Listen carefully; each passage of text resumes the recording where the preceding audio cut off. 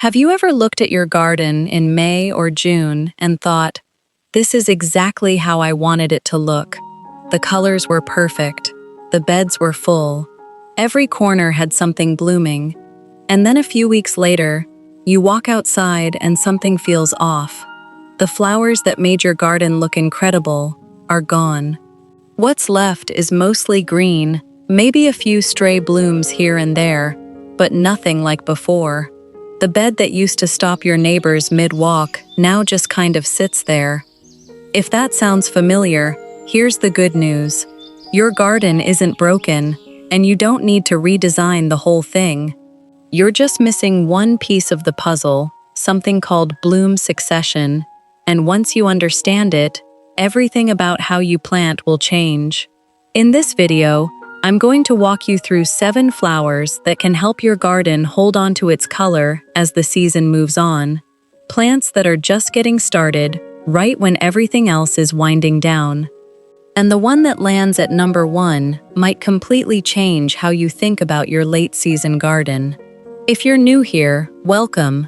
This channel is all about helping you grow healthier plants and build a garden that stays beautiful through the seasons, not just for a few weeks in spring. So, if that's the kind of garden you're trying to create, you're in the right place. Kindly give us a thumbs up, click the subscribe button, and turn on the notification button. We will love to have you along for the journey. Let's talk about why this happens in the first place. Every flower has a window. Some plants put on their show early in the season and then quietly focus on foliage for the rest of the year. Others need heat before they really get going. As the growing season progresses, that timing mismatch starts to show. Early flowers finish. Heat and dry stretches can slow things down even further. And if your garden was planted with a lot of similar bloom times, you end up with a wall of green and not much else. The usual instinct is to run to the garden center and buy more flowers. But that only fixes the problem for a week or two, because you're not solving the actual issue. Here's the idea I want you to walk away with today. A beautiful garden isn't one where everything blooms at once. It's one where something is always ready to take over. That's bloom succession, and it's the entire philosophy behind this list. So let's get into the 7 flowers that make that handoff possible, starting with the one that's easiest to fall in love with first. 7. Zinnia. Zinnias earn the 7th spot because they solve a very specific problem. They give you fast, abundant color while your perennials are still getting established. Here's how it works. Under full sun and with regular watering, zinnias can keep producing flowers for weeks, and often well into the later part of the season, depending on your climate and when you planted them. The trick is something gardeners call cut and come again. When you remove a spent bloom before it goes to seed, the plant redirects its energy into producing new flowers instead of finishing up for the year. Skip that step and deadheading, and you'll usually see fewer new blooms as the season goes on. They also come in an enormous range of colors, from soft pastels to bold, almost neon shades, which makes them incredibly useful for filling in visual gaps. If you've got a young perennial that hasn't filled out yet, or a bare patch where something didn't come back, zinnias can drop right into that space and give you instant color while everything else matures around them. They're also fantastic in containers and as cut flowers, which is part of why beginners tend to succeed with them. They're forgiving, fast-growing, and the payoff is almost immediate. Would I plant it? If you want quick, reliable color and you're willing to deadhead every so often, zinnias are an easy yes, especially for beginners or anyone filling in gaps in a newer garden. But if you want that late-season color to come back year after year without replanting, the next plant is a very different story. 6. Goldenrod. Let's clear something up first, because it trips up a lot of people. When goldenrod starts blooming in late summer, it tends to get blamed for seasonal allergies. But goldenrod pollen is heavy and sticky, and it's carried by insects, not the wind. The much more likely culprit for late summer sneezing is ragweed, which blooms at the same time and releases huge amounts of lightweight pollen into the air. Goldenrod just happens to be the more visible, more noticeable plant, so it gets the blame. Once you get past that myth, goldenrod becomes one of the most valuable plants you can add for late-season structure. It produces bright, almost electric yellow plumes right when a lot of other flowers are winding down, and pollinators absolutely love it. Bees and butterflies rely heavily on late-season bloomers like goldenrod to fuel up before the weather turns. There are many species and cultivars available, and some spread more aggressively than others, so it's worth choosing a variety suited to the size of your space rather than assuming they all behave the same way. In a naturalistic or pollinator-focused garden, goldenrod can be a real workhorse. In a small, tidy border, you may want a more compact cultivar. Would I plant it? If you're building a pollinator garden, or you want that late-season golden anchor color, goldenrod is excellent.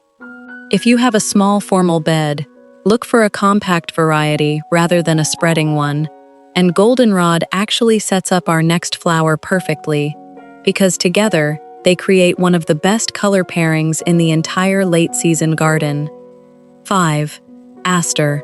Picture goldenrod's gold next to a drift of purple or blue asters. That contrast is one of the most classic combinations in the late-season garden, and it's not an accident that they bloom at the same time in the wild. Asters flower in shades of purple, pink, and blue, depending on the species and cultivar, right as summer is handing off to fall. They prefer full sun for the best bloom, though many varieties tolerate a bit of shade. And like goldenrod, they're a major late-season food source for pollinators heading into the cooler months. But the real lesson here isn't just about the plant itself, it's about pairing. When you place asters near goldenrod, you're not just adding 2 more flowers, you're creating a complementary color combination, gold against purple, that makes the late-season garden look intentional instead of like an afterthought. This is the kind of small design decision that separates a garden that just has flowers from a garden that actually looks designed. Would I plant it? If you already have or are planning to add goldenrod, aster is close to a must-have. It's also a strong standalone choice for anyone who wants reliable fall color with real pollinator value. Now, the next plant on this list is going to feel completely different from anything we've covered so far, and that's exactly why it's here. 4. Japanese anemone. This is the plant a lot of gardeners walk right past at the nursery, mostly because it doesn't look like much when it's not in bloom. But once you see what it does in late summer and into fall, you understand why it deserves a spot on this list. Japanese anemone produces elegant, saucer-shaped flowers on tall, airy stems that seem to float above the rest of the bed. And here's what makes it genuinely useful. It tolerates partial shade, which most of the flowers we've talked about so far do not. If you have an area that gets filtered sun or afternoon shade, this is one of the few late-season bloomers that will still perform well there. It does like consistently moist, well-drained soil, so it's not a plant you can ignore completely and expect it to thrive anywhere. And under the right conditions, it can spread over time, sometimes more than gardeners expect, so it's worth giving it a bit of breathing room rather than tucking it into a tight space between other prized plants. From a design standpoint, its softer, looser shape does something important. If your late-season garden is leaning heavily on bold golds and purples from goldenrod and aster, Japanese anemone adds height, movement, and a gentler visual texture that keeps the whole bed from feeling like one flat block of color. Would I plant it? If you have a partly shaded spot that struggles for late-season color, this is one of your best options. If you're working with a very small bed, give it room to spread, or choose a more compact cultivar. 3. Autumn Joy Sedum, Showy Stonecrop. This is one of the plants that really captures the entire idea behind this video. While other flowers are bowing out, sedum is just beginning to take center stage. Autumn Joy Sedum, also called Showy Stonecrop, starts developing its broccoli-like flower heads earlier in the season, but the real show happens as summer transitions toward fall. Those flower heads shift in color over time, often starting out pale green or pink, and deepening into richer rose and rust tones as they mature. That means the plant is providing visual interest for weeks, not just during a short bloom window. It wants full sun and, importantly, excellent drainage. This is a plant where overwatering tends to cause more problems than underwatering, especially once it's established. Soggy soil is much more likely to lead to rot than a dry stretch is to cause any real damage. If you've struggled with sedum before, root rot from wet soil is the most likely reason, not lack of water. Low maintenance does not mean no care. It still needs the right site, well-drained soil, and full sun to really perform.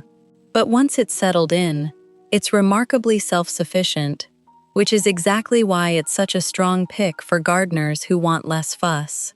Design-wise, the upright, structural flower heads pair beautifully with ornamental grasses, coneflowers, and asters, giving the late-season bed a mix of textures instead of just a sea of petals.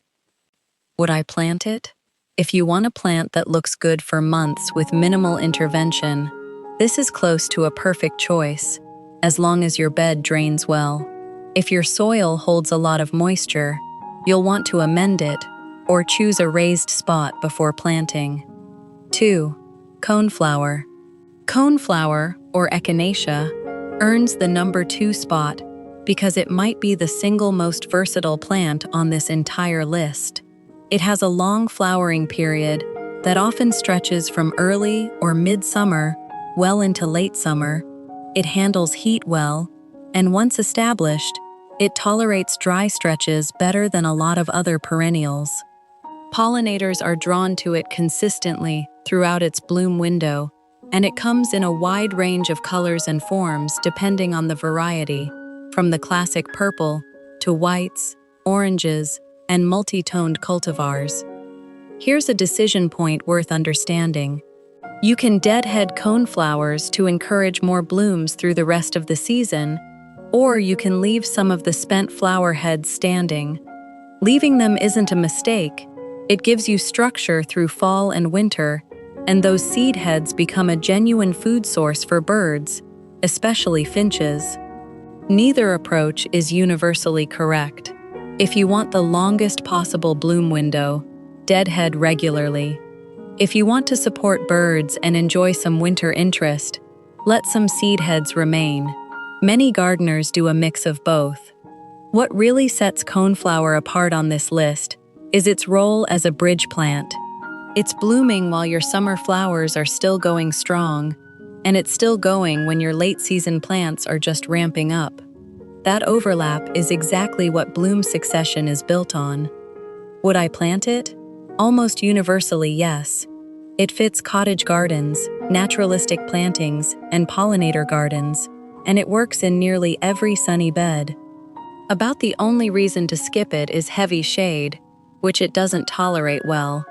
And now we've reached the flower that ties this entire concept together. 1. Black-eyed Susan. Here's the question this whole video has been building toward. What makes a flower especially valuable when everything else starts fading?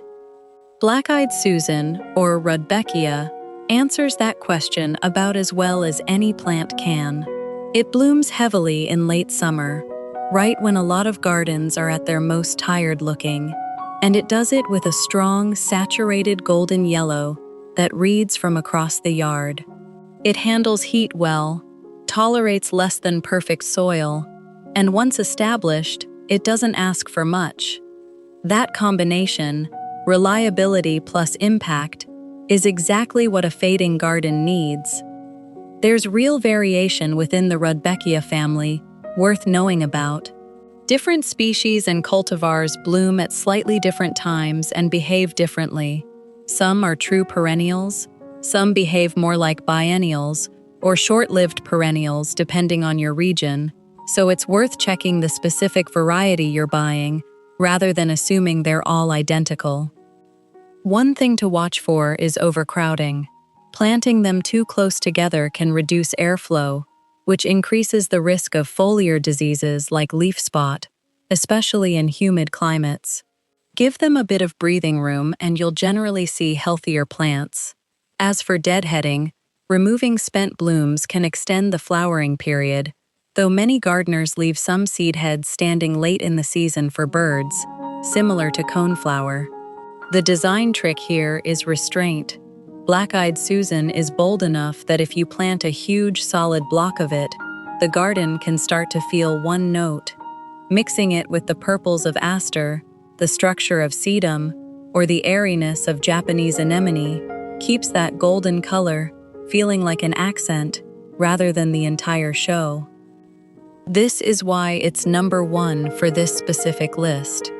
Not because it's objectively the most beautiful flower that exists, but because nothing else on this list creates that immediate visual lift in a fading garden quite as reliably.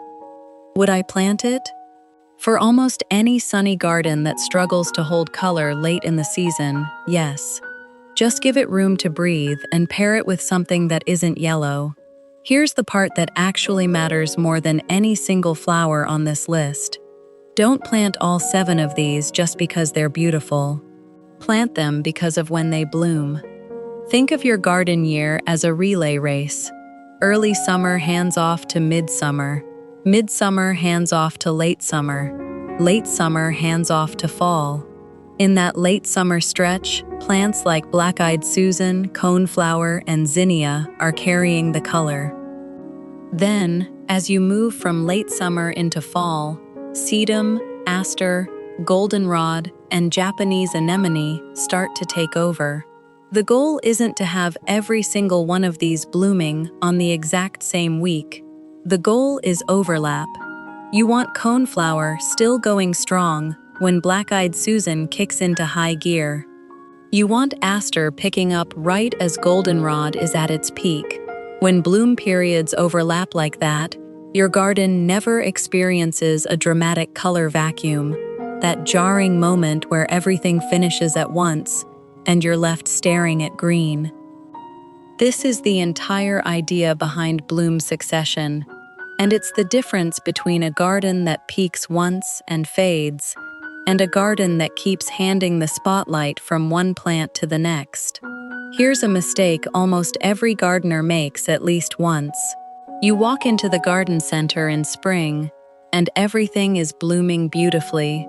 You buy what looks best that day, but a plant looking spectacular at the store in spring tells you almost nothing about what it will look like in your garden come late summer.